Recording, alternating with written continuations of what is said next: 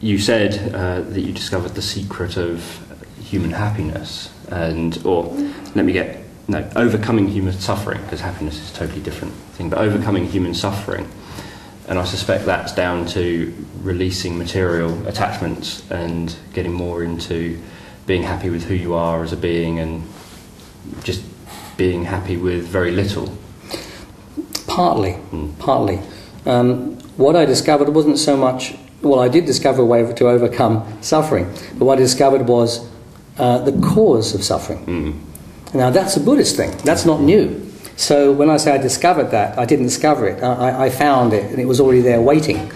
So it wasn't something unique to me. I found that. I knew it existed. That's what Buddhists go when they meditate. That's what they go for anyway, to attempt to understand the cause of suffering. First of all, you have to understand that the principle that that everything we do causes suffering if there's attachment involved. And so what I found out was that, and more importantly, I found out that the principles of Buddhism in terms of attachment and that causing suffering could be actually utilized and applied as a psychotherapy. Now, Buddhism always was a psychology, apart from when it became kind of coloured and with all kinds of rituals and beliefs and all kinds of strange stuff like the shamanic association, etc. If you take Buddhism in its purest sense as a psychology, you know, it dovetails perfectly with psychotherapy, and it has been used like mindfulness training is a part of that. It's a little different though, because what I do is not mindfulness training, because mindfulness training is about people just learning to recognize the patterns, but it's not about actually changing what causes suffering. Only through like just working at, like almost like a meditation as a therapy. But what I discovered was you don't even have to do that. There's a way of bypassing that and going straight to the cause of suffering and meeting it head on. And that surprised me, because I wasn't there to find that for other people. I was there to find kind of that for myself, so I could come back one day and just be a better person and do a better job. But that's what I discovered, you know.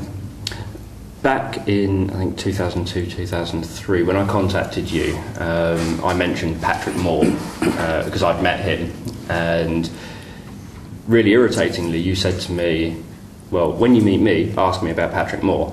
And it took me years before you actually came over here and taught in, I think, 2007, and doing your weekend courses, and I finally got to ask you about why you wanted me to ask you about Patrick Moore. So it was a very good motivator to actually keep me hooked, wanting a complete pattern. It was like an episode of EastEnders. And I found that when you did tell the whole group what that was, it was a very motivating story. It was something that actually made me think, actually, anything could be possible. And I just think people would probably be interested to know what that was, with Patrick Moore and the photography.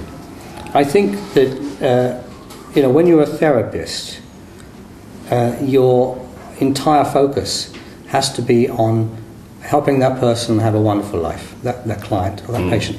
That should be your whole orientation. Most people become therapists because they want a better job, maybe more money, and maybe help people as well. But it shouldn't be that way around. It should be you're making a commitment to the lives of others, so that you never ever blame yourself for not putting in 100%. And so what you do is you test yourself, you do things, you explore things. Like in therapy we use metaphors, and what I'll do is I will tell stories about things that happened to me. And I thought, well, I had an idea, and my idea was to just test what was possible. Because I do believe anything is possible as long as it's realistic, as long as you have resources and you have time. Anything, absolutely anything is possible. We're all kind of given that chance. If you really, really are committed to that, you can do it. And you do meet people who've had incredible journeys through life and somehow achieve those goals, and you think, my goodness, how did they manage to do that? It's only because they believed it was possible. And so I thought, well, I'll test this, and it was kind of a fairly superficial thing, but I just wanted to check it out. So what happened with Patrick Moore, I was interested in photography as a kid, I was never a photographer, but I was interested in photography as a kid. And I was watching a TV program, and I saw a program about a photographer, an American photographer, who was like a studio photographer in Hollywood, that classic kind of black and white thing with the spotlight and stuff.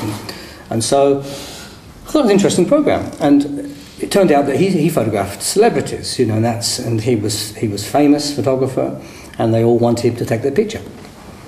Which of course they would. They want the best photographer around to do the job.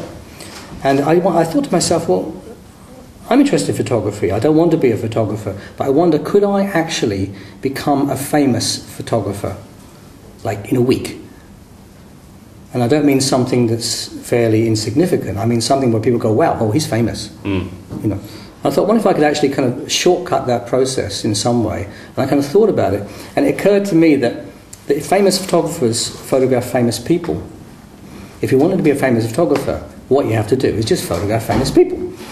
And most people don't think about going and photographing famous people because it's a real cheek to go around and just ask to photograph famous people.